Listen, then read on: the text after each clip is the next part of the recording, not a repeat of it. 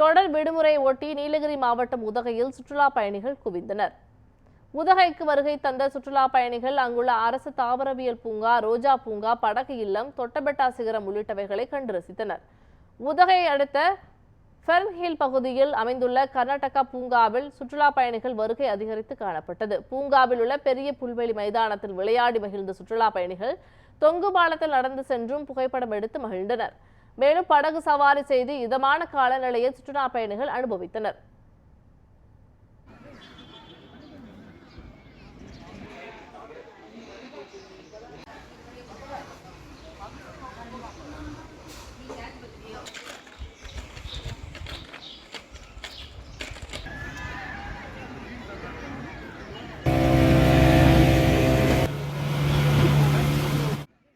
என்னோட பேர் ரமேஷ். நான் சேலம் மாவட்டத்துலேருந்து வந்திருக்கேன். நேற்று ஈவினிங் வந்தோம். ஈவினிங் ஃபுல்லாக கொஞ்சம் ரெயின் இருந்தது. இப்போ செம்ம கிளைமேட்டு சூப்பராக இருக்குது. ஃபஸ்ட்டு நாங்கள் விசிட் பண்ணுறதே இந்த பிளேஸ் தான், இந்த கர்நாடகா பார்க்.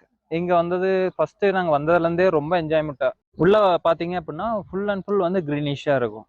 அதே மாதிரி ஃப்ளார்ஸ் வந்து நிறைய வெரைட்டி ஆஃப் ஃப்ளார்ஸ் வந்து இருக்குது. இந்த ஃப்ளார் ஹவுசஸ் நிறைய இருக்குது.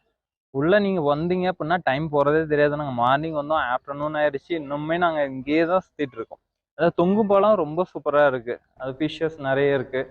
நீங்கள் பார்த்தீங்கன்னா உங்களுக்கு ரொம்ப அட்ராக்டிவாக இருக்குது.